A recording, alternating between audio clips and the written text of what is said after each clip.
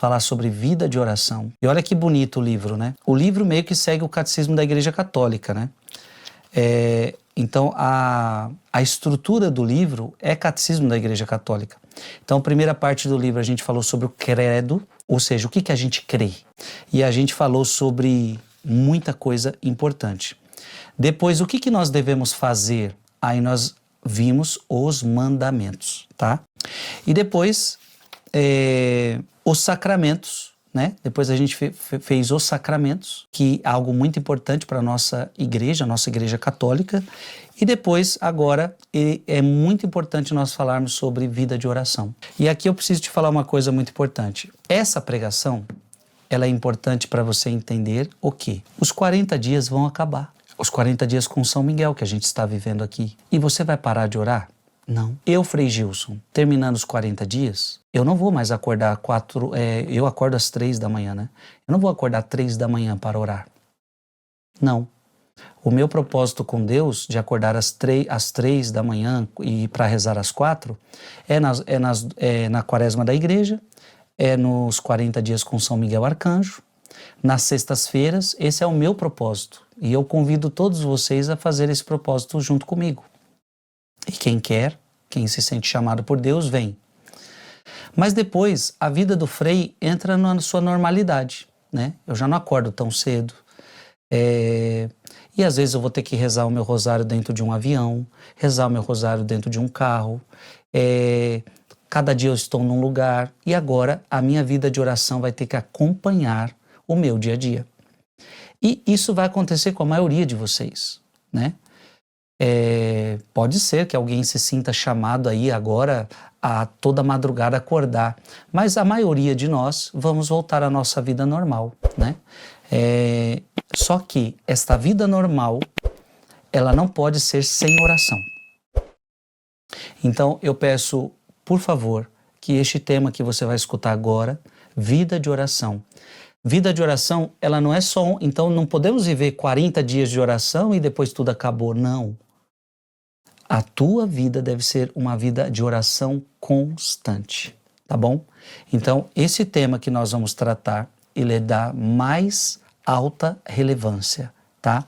É este tema que vai fazer com que você se mantenha de pé nas coisas de Deus, tá bom? Eu peço para você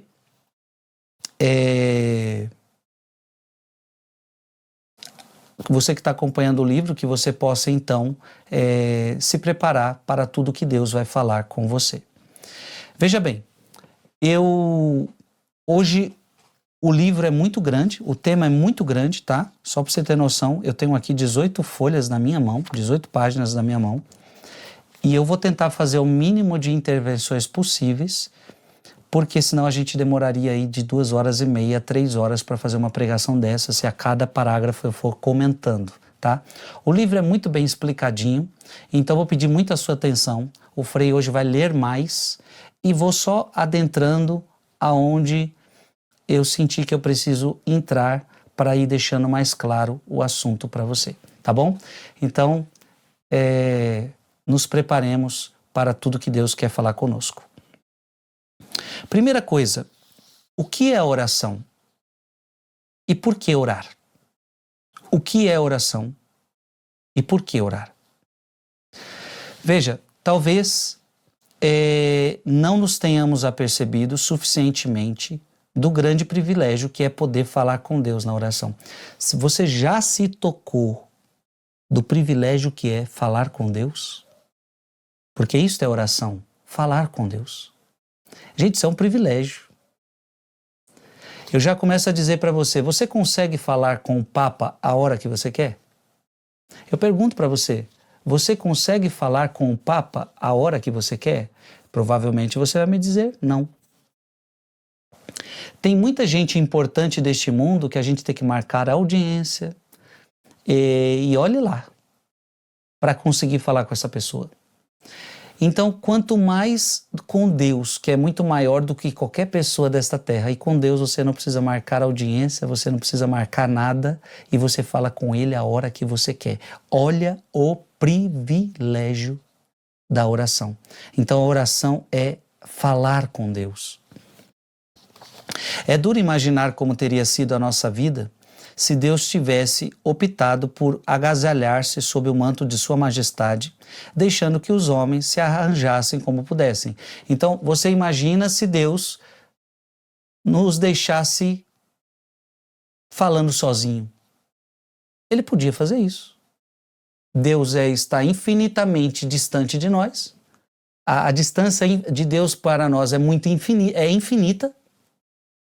E como é que eu vou falar com Deus? Deus poderia falar, olha, não tem como você falar comigo, porque você é pó, né?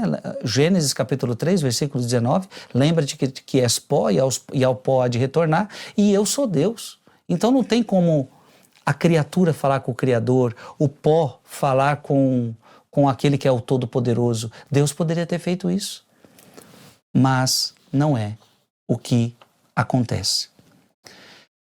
Se não houvesse comunicação possível entre Deus e nós, seríamos como barcos sem leme, nem rádio, à deriva do meio do oceano, sem direção, nem guia, nem esperança. Se Deus não falasse com a gente, se Deus se afastasse de nós, nós estaríamos à deriva. A oração, então, ela define-se como a elevação da mente e do coração a Deus. Elevação da mente e do coração a Deus. O que é oração? Elevação da mente e do coração a Deus. Elevamos a nossa mente a Deus quando concentramos-nos nele e a nossa atenção, como quando nos dirigimos a uma pessoa a quem temos uma importante mensagem a comunicar e estamos verdadeiramente empenhados em consegui-lo, como quando concentramos a nossa atenção em quem tem algo de importante a dizer-nos e não queremos perdê-lo. Veja, elevamos o nosso coração a Deus quando deixamos que a nossa vontade seja arrebatada por um ato de amor, e é arrastada a um ato de amor, talvez sem pronunciar uma palavra sequer. Catecismo da Igreja Católica, no parágrafo 2559, diz o seguinte: a oração é a elevação para Deus ou o pedido feito a Deus de bens que nos são convenientes. De onde é que falamos ao orar? Das alturas do nosso orgulho, de nossa vontade própria ou das profundezas de um coração humilde e contrito? E aí que está. Quando você reza com um coração orgulhoso ou você reza com um coração humilde? De cara é importante dizer que Deus escuta a oração do humilde. A oração do orgulhoso é aquela que diz, eu me basto. A oração do orgulhoso é aquela oração do publicano e do fariseu, né? O fariseu, eu te louvo, ó Pai, porque eu não sou como estes, eu dou dízimo, eu faço isso, eu faço aquilo. Então, esta é a oração do orgulhoso. A oração do humilde bate no peito e diz, tem piedade de mim, Senhor, porque eu sou um pecador. Então, quando você reza, você é como fariseu ou você é como publicano? Aquele que se humilha é que é elevado. A humildade é a base da oração. Minha gente, presta atenção nisso, por favor. A humildade é a base da oração. Se você não for humilde, você não conseguirá rezar direito. Não sabemos o que pedir em nossas orações, como diz Romanos 8, 26. A humildade é a disposição necessária para receber gratuitamente o dom da oração. Veja, a oração é um dom. O homem é um mendigo de Deus, Santo Agostinho, isso daqui. Na verdade, o homem é um mendigo de Deus, ou seja, eu preciso orar. O que é um mendigo? O mendigo é aquele que está sempre a mendigar. Eu preciso de pão, eu preciso de comida, eu preciso de dinheiro para pagar o meu aluguel. O mendigo, eu sou sempre um dependente, eu sou sempre um necessitado. Diante de Deus você é mendigo, diante de Deus você nunca é autossuficiente. Você nunca pode chegar para Deus e dizer, Deus, eu não preciso de ti. Deus, eu já tenho o suficiente. Deus, eu não preciso de mais nada de ti. Oh Deus, eu me viro agora, tá? Eu me viro sozinho. Diante de Deus, não. Diante de Deus você é um eterno mendigo, necessitado de Deus. Portanto, o que é a oração? A oração é dessa pessoa que se sente necessitada de Deus. Por isso que eu rezo. Por que nós estamos rezando? Porque nós somos mendigos de Deus. Porque nós precisamos de Deus. Nós necessitamos de Deus.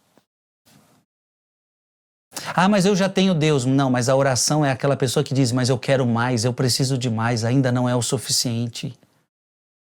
E não é o suficiente não porque Deus não quis se entregar a mim, não é suficiente porque eu ainda não me abri conforme Deus quer que eu me abra. Deus tem muito mais para fazer na minha vida e Ele vai fazer através da vida de oração. Meu amado irmão, minha amada irmã, o tanto que Deus está fazendo com você nesses 40 dias, o tanto que Deus está fazendo com você esses 40 dias, porque você se dispôs a orar,